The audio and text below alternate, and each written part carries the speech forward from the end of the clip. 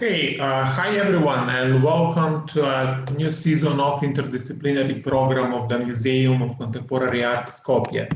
The program is created to foster critical thinking and knowledge in culture and art. And this year, due to the pandemic crisis, this program will be realized through online lectures and presentations. The title of this program is Disordering the Art World. I would like first to put a few words about the meaning of the title. What we are witnessing, such as pandemic crisis, refugee crisis, the radical social segregations and exclusions, even some various ecological challenges. Even in 2008, after the big financial crisis, French philosopher Alain Badiou wrote in his book, The Rebirth of the History, he asked about the end of the world we know, emphasizing that there are no any words in existing language to describe what is happening to us, that all this disordering of the world implicated disordering of the art world as well. Here, understanding in some institutional context within the economic, political, and social dynamic. And this situation requests from us a new approaches, and for that reason, that is in the very focus of our program, our current program. To our great pleasure, tonight we have Santιago Zabala, who is philosopher and also professor at Pompeu Fabra University in Barcelona.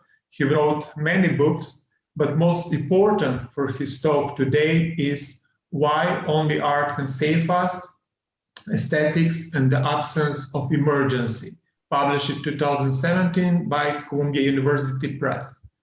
I would like to emphasize two main reasons why this discussion is extremely important.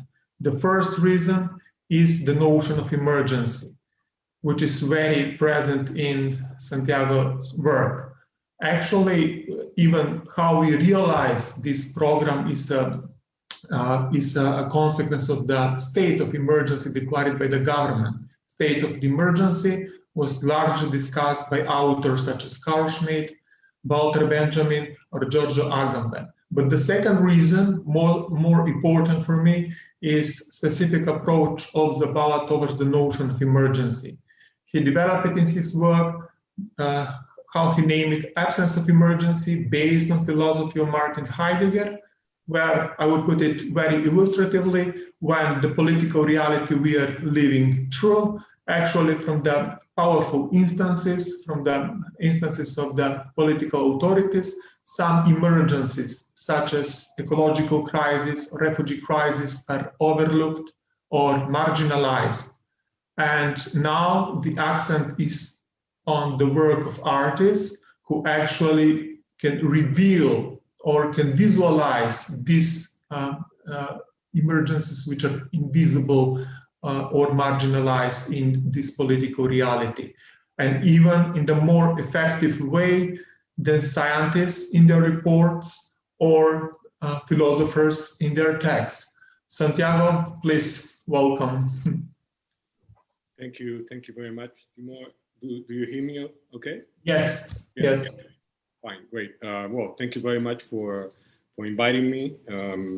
It's always a pleasure to have the occasion to outline the things one is working on, and the book you mentioned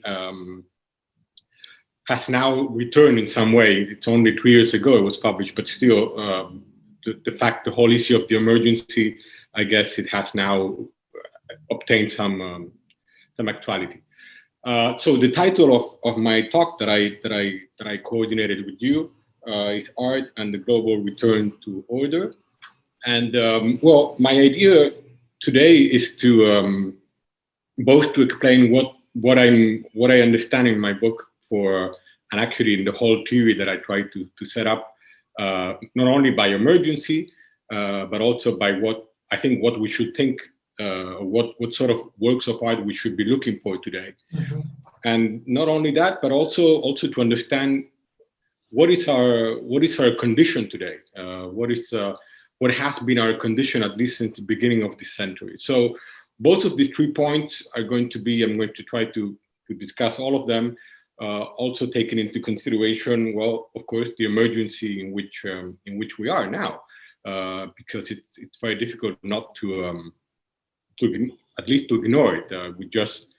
We just found out now that in Catalonia it would be on lockdown for about 2 weeks. So the emergency is real; it's here, and what does this emergency tell us about the whole condition, the whole political, cultural, technological, financial condition in which we find ourselves in the West, but perhaps not only in the West? Well, it tells us several things. I think the first thing to say that I think there are 3 events that any philosophical discussion today has to take into consideration, at least philosophical discussion that have to do with the present situation and the present condition in which we are. And one is that the terrorist attack of 9/11 in 2001, the financial crisis of 2008 and 2009, and today now this global emergency with the COVID-19 have not and will not change anything. In other words, there hasn't been a very big change since 9/11, since the 2008 economic crisis, and there won't be a very big change in 5 years, hopefully even less, when this emergency, when we surpass and if we manage to surpass this emergency. I don't think there has been a very big change.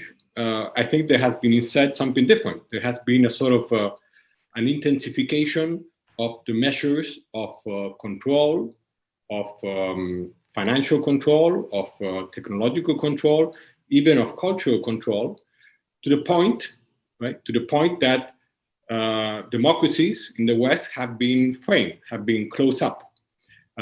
So there has been a reduction of freedom in some way.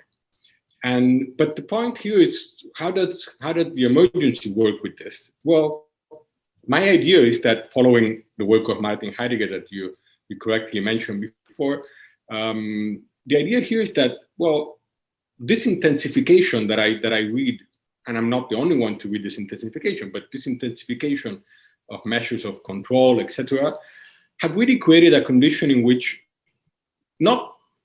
emergencies, and there are emergencies, there have been emergencies, these are 3 emergencies that I'm discussing, but these emergencies have been sort of framed, they have been sort of closed, controlled in some way. And what this means is that this has created a condition, I suppose, because my theory is a little bit different from Agamben's state of exception and Benjamin and Carl Schmitt. Following Heidegger, I try to go back a little bit further ontologically and understand where does the state of exception take place. Well, I have the sensation that the state of exception, the ones also we're living now, take place within another condition, which is the one where the greatest emergency, not the only, the greatest emergency is the absence of emergency. In other words, we have created a condition now where it is not the sovereign who really decides what the emergency or the state of emergency is, but the sovereign is already a consequence of an absence of emergency in which we find ourselves. What I mean by this is there are several examples here that I can use.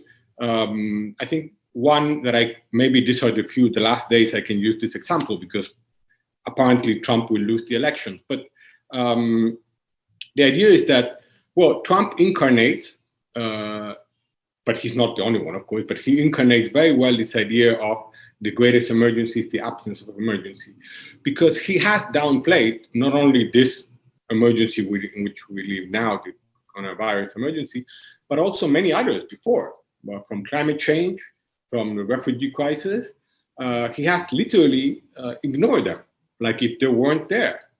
And this is an indication of emergencies that have not emerged. So emergency also, the word emerge comes from the word emergency.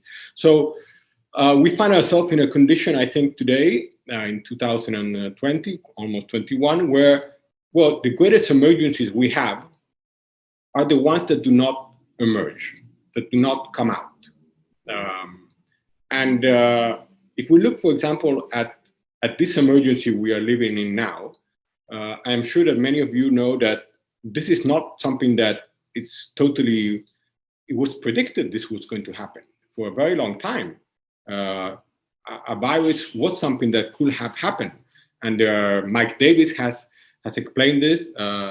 David Quammen has explained this in several publications in the past 10, 15 years.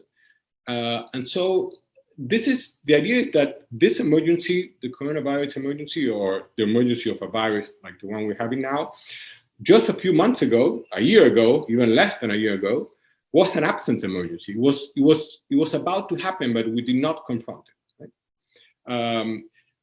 But there are other emergencies that continue to be absent and are greater emergencies that are not they're more important, but they're also emergencies that we're supposed to take them into consideration. The problem of climate change. I mean, I think in Europe there are about 7 million people that die every year of lung cancer due to the levels of pollution of our air. How come this emergency is not confronted the way it's supposed to be? Well, there are several reasons for that. Some are more political, economical, some are also theoretical, but this is a fact. It's not taken into consideration. The emergency is not taken into consideration. So the greatest emergencies today have become the ones that are not do not emerge, that we do not allow them to emerge. So this, of course, all this has to do with, as I mentioned before, an intensification of measures of control from social media, which we're using now, to, of course, many other features. But this also has this did not come alone. This comes together with a number of intellectuals, also philosophers, who are a symptom of this return to order. In other words, there's of course for several years now there's this sort of hate and opposition to anything that is considered postmodern. Like if postmodern philosophers are in some way we are responsible for the idea of alternative facts or fake news or post-truth. And there are a number of philosophers who have now returned to what in France after World War I they used to call le retour à l'ordre. They have returned to order, and this return to order has manifested itself as a return to realism that has been overcome several times during the history of philosophy. But now it has returned, and there are a number of philosophers who have returned to facts in themselves, to reality in themselves, to respect in some way reality in themselves. And this is, of course, this works very well also with the whole idea of this intensification of more control. And the idea is that these philosophers, and of course there are a number of them, from Gabriel Marcus to Maurizio Ferraris, Graham Herman, which are very, very competent philosophers, but who believe that we have to return to object, to reality, to realism in some way. Now, the problem here is that on the one hand, this return to realism, to order that they suggest that we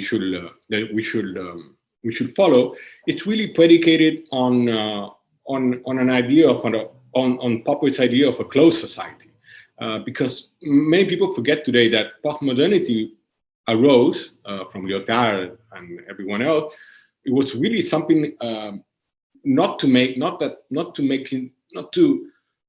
that, to allow that everything could work, that there would be post-truths everywhere. That was not the idea. The idea was to be careful of the possibility of one truth imposing itself, or one meta-narrative, or one ideology imposing itself on all the others.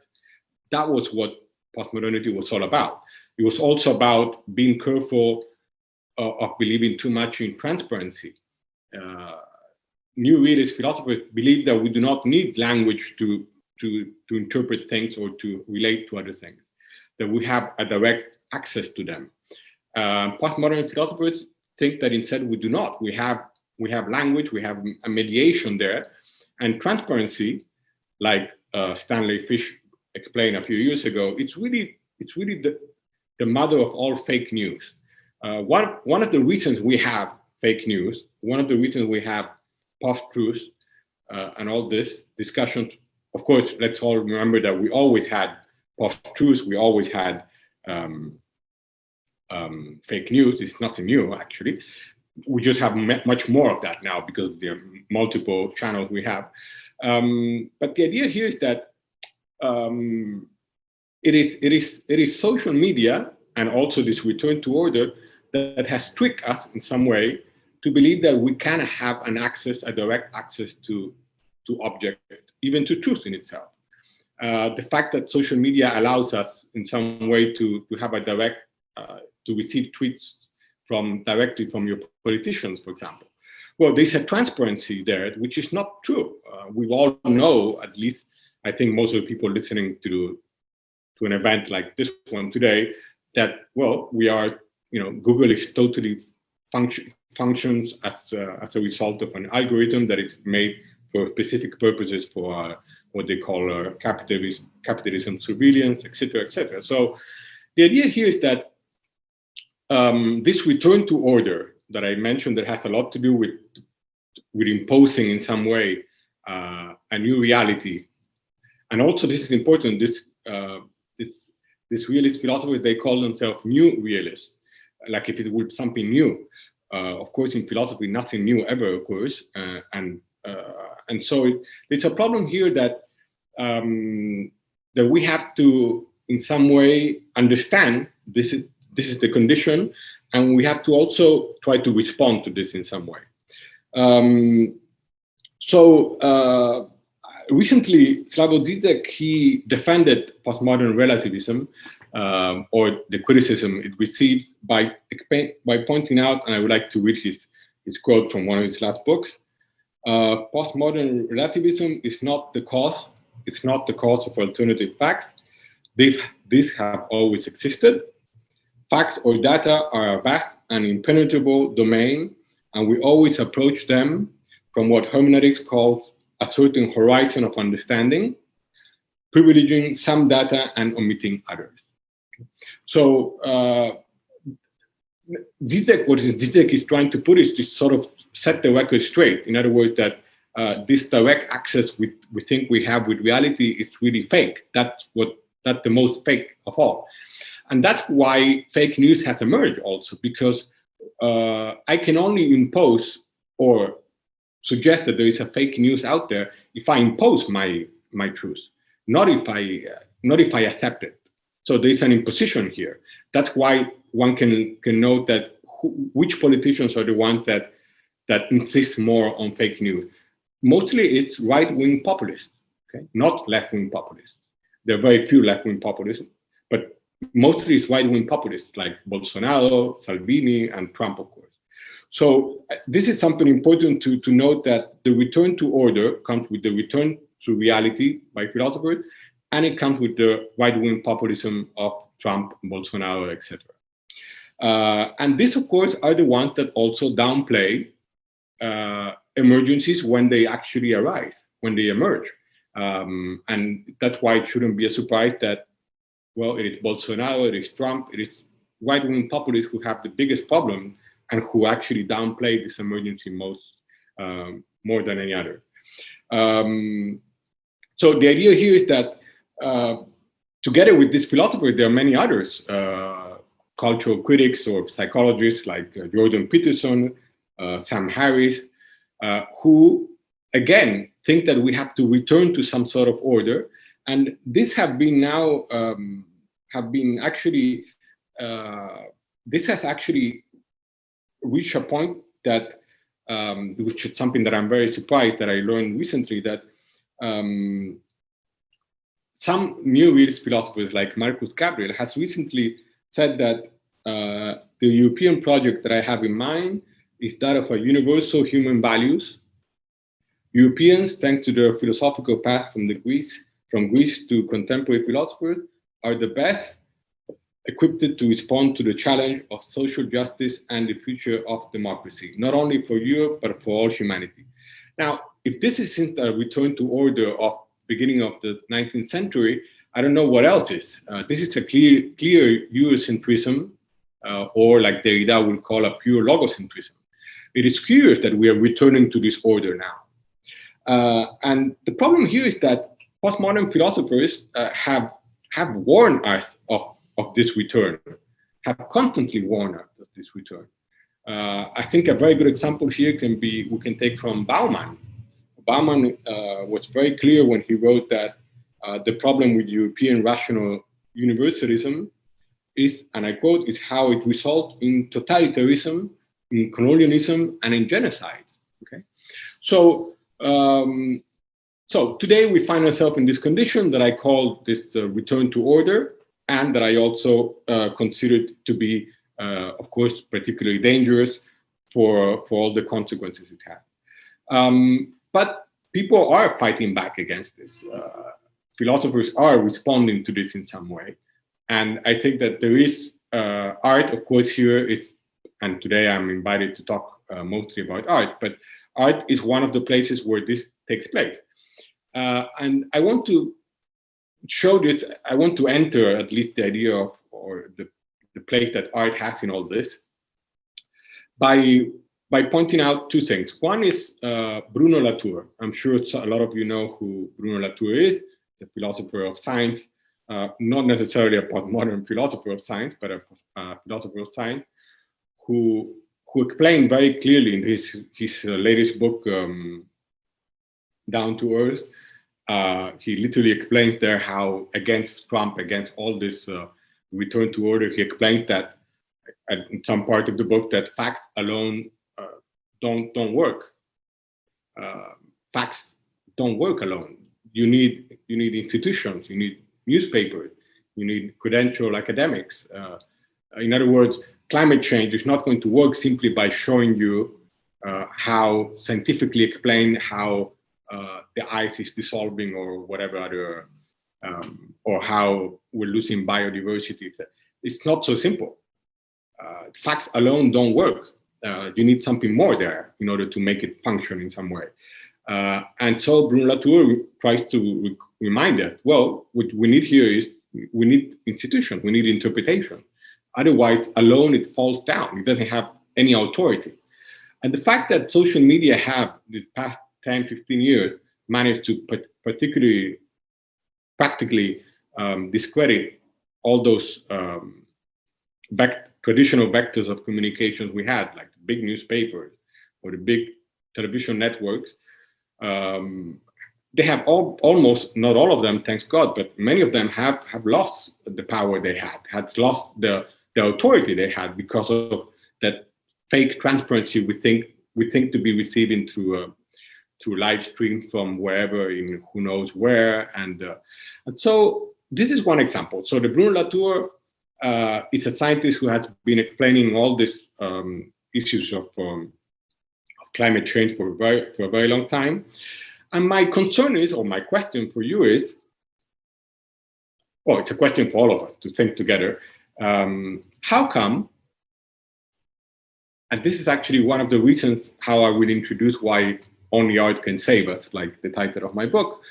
How is it possible that a teenager like Greta Thunberg, who I respect a lot, like I hope everybody, has many more followers than a respectable philosopher of science like Bruno Latour or many others famous scientists?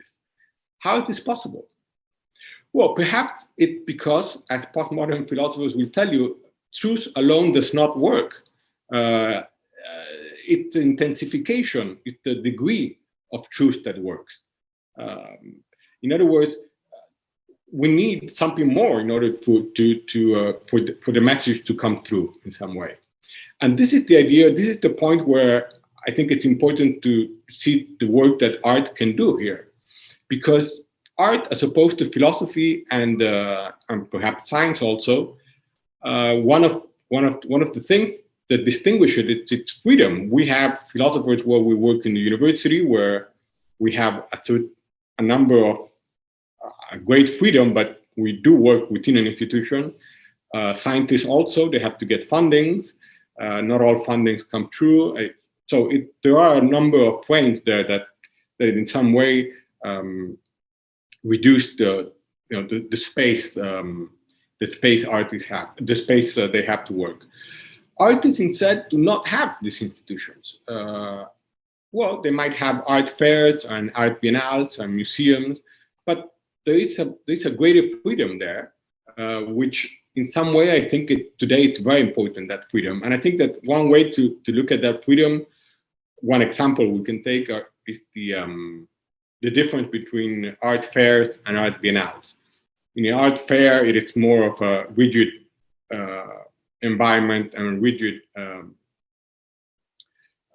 enterprise, while the art biennale really requests from all the spectators to get involved in some way. You actually have to, biennales now take place everywhere, in the desert, in the Antarctic, they take place everywhere. So there's a sort of more of an involvement there. And so my idea here is that, well, what does salvation mean today? Where do we find salvation? Because this is a problem, because if we are immersed in so many emergencies, and capitalism, of course, it's a motor, it produces all these emergencies, how do we probably need to start thinking at some point where salvation takes place, or how salvation can take place.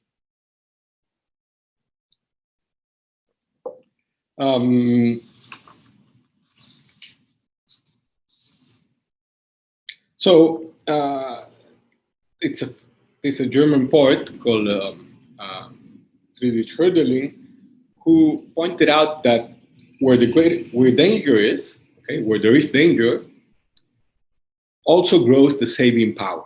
So we can save ourselves if we also know where the danger is, where the true danger is. In other words, not the danger of emergencies, but the danger of those greater emergencies that I referred to. So if I consider that the greater emergency today, for example, is climate change, in other words, the ones that are absent that we do not confront, well, that's where the real danger takes place. And how do we display, how do we see an emergency that is not there, that is absent? Because as I mentioned before, my slogan is the greatest emergency is the absence of emergency. So how do we display, how do we allow the absence of emergency to emerge? This is the problem, I think, the greatest problem we have. Now, before I continue, it's important to note that this is not something that only some philosophers are thinking about. This is something that also scientists are concerned, because if I think Naomi Klein explains this in one of her books, This Time We Went Too Far, that there are many scientists now that at big conferences they don't explain anymore. They don't bother anymore to explain the scientific result or findings they have achieved, because they know that that's not going to make a difference. It's not going to change it's not going to involve us in some way. And in many of these gatherings in international conference, they actually talk about a social movement and how to get people involved, to understand and to act in some way, to get involved in some way. So while science also tries to point to this danger in some way, I think that art works better than science to reveal this emergency. And of course, not all art. Some contemporary artists, they are the ones that, and this is one of the main points of my theory, is that, well, we should not be rescued today from emergencies. We should not be rescued today from emergencies. We should be rescued today into absent emergencies. So the idea is that salvation takes place in those absence emergencies we do not confront today. And in order to do that, we have to be rescued into them. Or also, like Heidegger explained, we have to be trusted into it. So push in some way. And this is something that some artists have managed to do, or still today try to do. And the reason for looking for this, which I'm going to show you now, a few of these works, is that the idea is that how does this take place? Because there is a German philosopher called Hans-Georg Gadamer, one of the most important philosophers of the 20th century, who explained in his work that when a work of art truly takes hold of us, really takes hold of us, it is not an object, that stands opposite to which we look in the hope of seeing something in it. It is just the reverse. A true work of art is an event.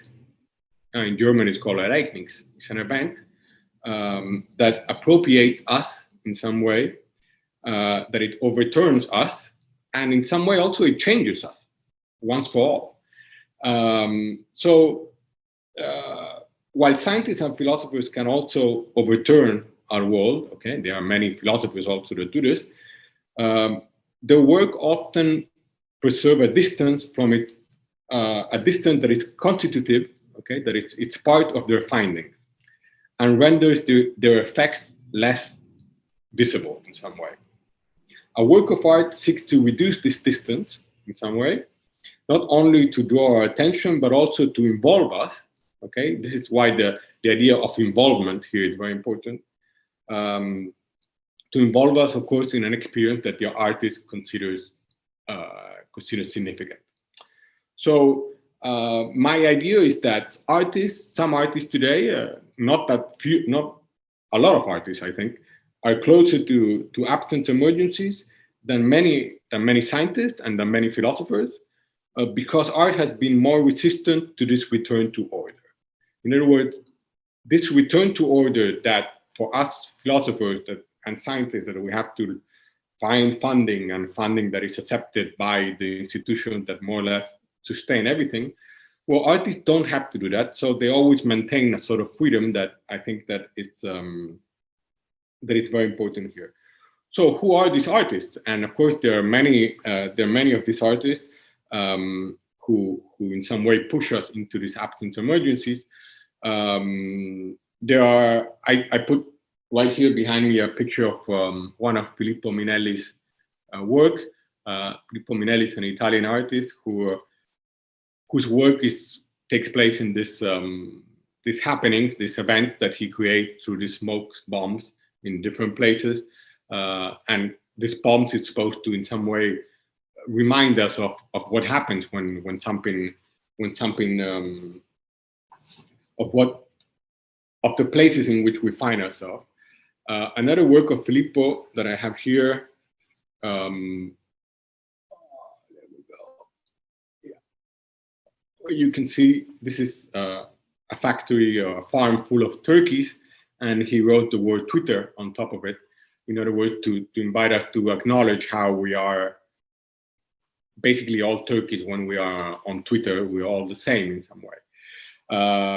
Minelli's other work is these are all public interventions, which are really meant to, in some way, to shock us and to make us question the places in which we find ourselves. Another contemporary artist is Jennifer Carady. I have here one of her works from her catalog. Jennifer Carady, what she has done, at least this series of work she has done, consists in it's called Soldiers Stories from Iraq and Afghanistan, and she actually reenacts some memory or some fantasy or some dream, soldiers that come back from the war in Iraq and Afghanistan, and she reenacts this situation, this imagination they have when they come back. which often, of course, are a symptom of the emergency they have experienced themselves before. And so this also involves not only art spectators in this work, but also involves them, because they have to explain to her what the experience or the fantasy was.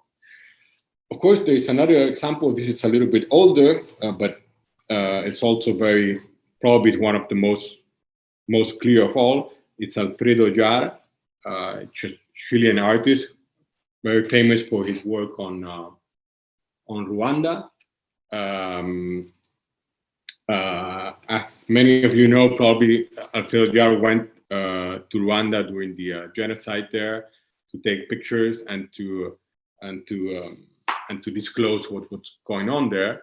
And in the case of Alfredo Jara, I think this idea of showing us the absence of emergency works very well, because the genocide in Rwanda is one of those genocides that we have not confronted enough, we have not talked enough about.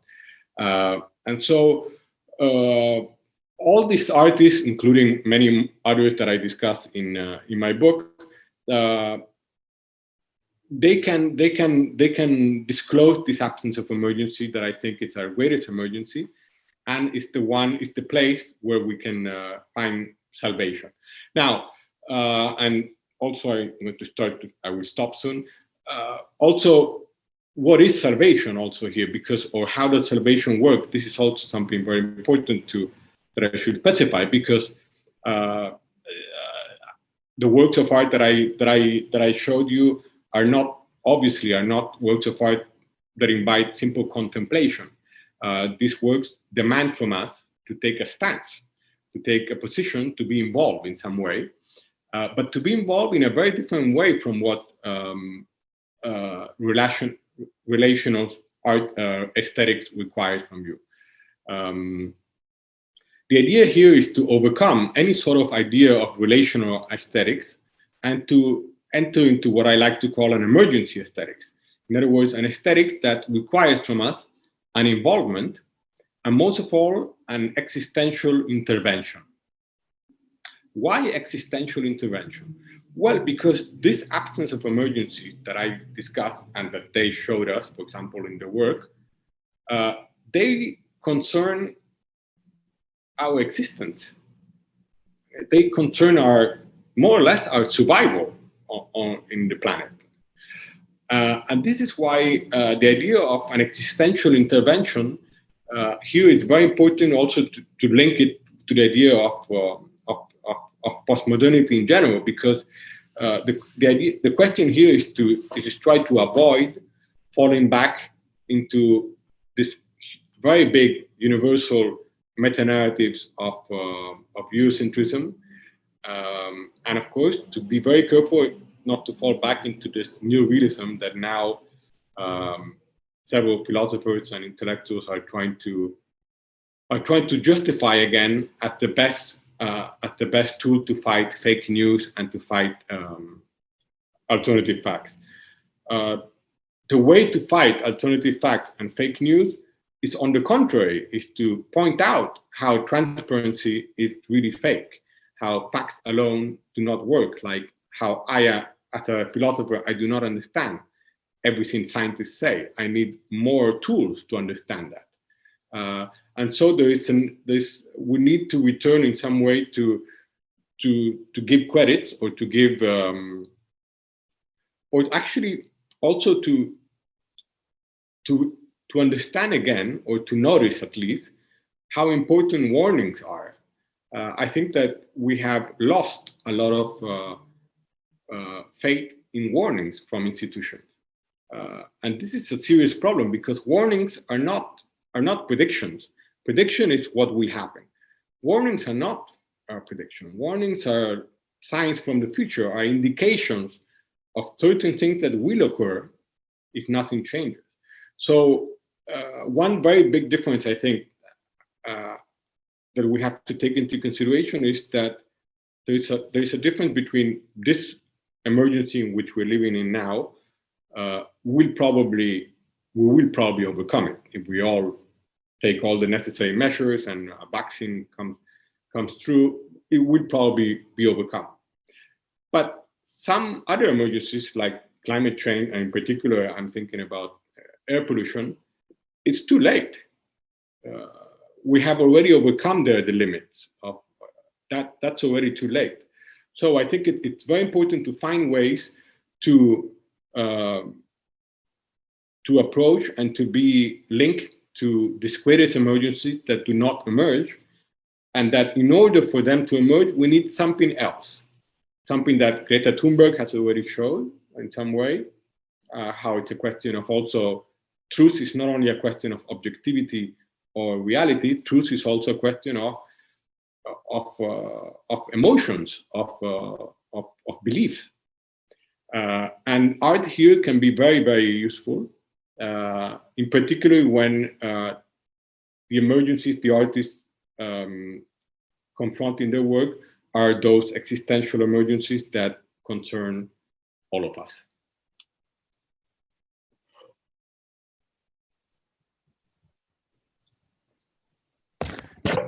Thank you, Santiago. Thank you for this impressive talk. So my first questions relates to, again, the notion of salvation and something which is central in your book. And actually, to what extent do you think that art can achieve some changes? Because salvation or means escape from the situation we are placed. Of course, that artists in this political reality we are living through visualize marginalized things or invisible things in the political reality, but what they can achieve in the political arena. And maybe one example is the work of the forensic architecture, which is the agency consists of not only the artists, but scientists, experts, and they present their work in the museums, galleries, but also in public forums, also in some legal processes. So do you think that this is some kind of the, let's say, this collective, some kind of the concrete example of the making some changes into the society? Okay, well, this is a very difficult question, but the thing is, what does it mean to be an artist today? What is that figure entails? Today, I think it entails, it requests a lot of things. It's not so simple. For example, the explosions that Minelli does. He had to find the right explosion that, on the one hand, this explosion don't do anything against the nature. In other words, it doesn't affect the environment at all.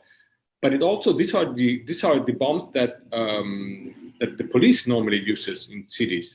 So I have a feeling here that, or also the enactment that Jennifer Carady does of the soldiers, that she had to put up this whole display of, and she has to listen to the soldier tell the whole narrative and recreate the situation that he remembers. Or also Alfredo Jar going all the way to Rwanda to document in an artistic way, because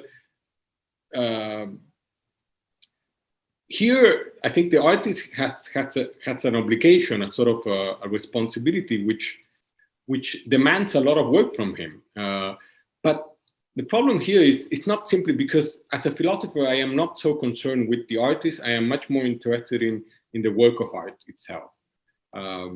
What is the work of art in itself showing me? And the idea, that the feeling I have that today we are living in, we are particularly framed, and it is very difficult for emergencies to emerge, because even from a political point of view, we're constantly asking for alternative from a political point of view. How come we're always asking for this alternative? Well, basically because there aren't any. And so it is the artists that have the possibility, I think, to disclose this. This, of course, requires a lot of work, and this is what you were mentioning before, that it could require architects or forensics or many things. So the thing is that I don't think artists have a school for that. there isn't anything like that. So it is from a Heideggerian point of view, to be a little abstract, I will say that the artist is really the one that is able to listen to a message that most of us cannot listen to. They show us something that most of us cannot see. Of course, it is the task of the philosopher to try to conceptualize this. Thank you. Okay, how do you deal with the criticism in the post-structuralist philosophy towards Heidegger? For example, if for Heidegger the work of art is becoming a happening of the true. For example, according to Jacques Derrida, especially elaborated in his book The True in Painting, where he confronts the Heideggerian argument, and actually he discussed the image of the Van Gogh old shoes, and the point is that there is no something which is intrinsic, there is not something that is true within this image, this picture. But generally he introduced this term parergon, like framework. The meaning is constructed at the framework of the picture. So actually the visitors appropriated according to their own dispositions that work of art. The work of art is empty. So how do you deal with this kind of the criticism and also reasoning very present in post-structuralist philosophy? Okay. Okay. For Heidegger, but I am a Heideggerian, but I'm not a Heideggerian in the sense that I just comment on Heidegger. I try to, one of the first things Heidegger explained is that we have to overcome him. So we have to start to philosophize after Heidegger. So Heidegger will tell you that, well, the work of art is it's really truth. It's really how truth works. It's a moment where truth takes place. I want to overcome that, because I think that for me the work of art is a place, it's where the absence of emergency emerges. For me, a good work of art is one where that absence emerges and we all see it in some way. So my concern here is that because the problem with post-structuralism is here is that, well, how do we explain the event of a work of art? Where does the event begin and where does the event end? And the issue here is that we should not be thinking in these terms. Heidegger will respond that, well, no, we have to be able to appropriate and to wait to listen to the event of being. In other words, it is not something that we will decide when it takes place. It's something that will occur. It's going to be an event. This is actually something that takes place often. Even in the conversation that we're having now, we do not know precisely where it will end up. If there will be some sort of understanding between us, well, that will be the event of truth, probably. And we will both have changed a little bit our position or our opinion or whatever. So the idea here is that where does the event take place? Well, the event takes place wherever we are capable to listen to it, to wait for its signs in some way. That's why I think it's very important today to imagine what a philosophy of warnings will be. A philosophy that it's capable to listen to the signs without in some way falling back into metaphysics, into logocentrism, or even worse, into realism that today has returned. Thank you. And my last question is about technology, actually, because in a few parts of your books, you mentioned about technological, the set is technological framing. And I will base my question on the interview that I conducted 1 year ago with the performative artist Stevark. Stevark actually, as he named it, is doing these anatomical alternative structures where he modified his own body with the support of the technology. But I recognize in his work actually that there is a new Heideggerian some aspects about the combination of the human body with the technology of the parts and the creation of the new whole. So do you think that this project expresses Heideggerian idea where technological things have their own presence, or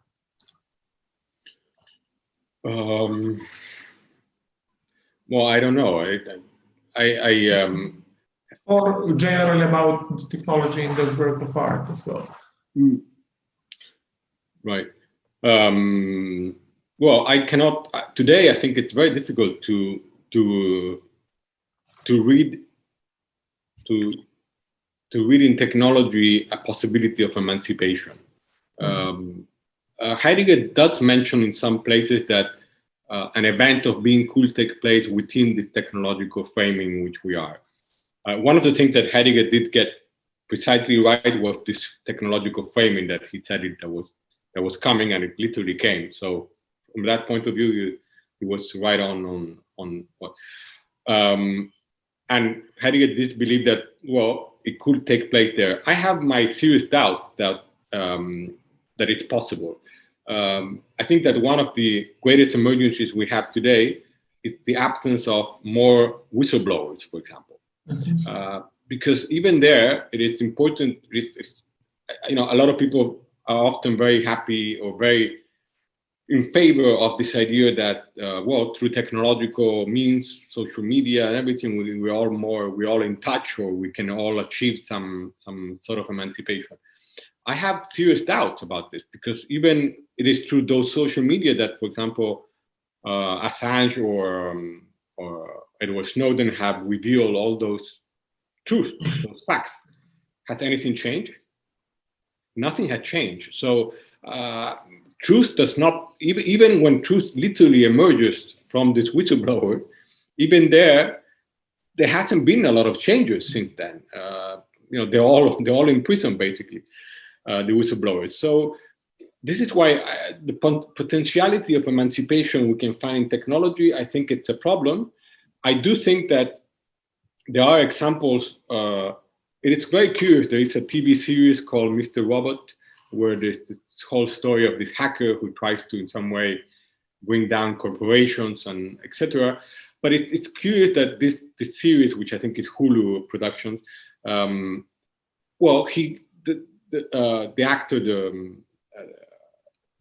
he goes crazy. He's not sane, basically, throughout the series. So not even a hacker can be someone sane today. This is my concern. I have a lot of doubt about the potentiality of emancipation we can find through technology, and I think that this emergency we are living in now will be this technological frames will be intensified, as I think they are already being intensified now, even further now because of through this emergency. Thank you so much. Thank you so much for being part of this program, Santiago. Thank you. Thank you for having me. Thank you all for us. And the next session is on November 14, when the guest speaker will be Topuzovski. See you. Thank you. Bye.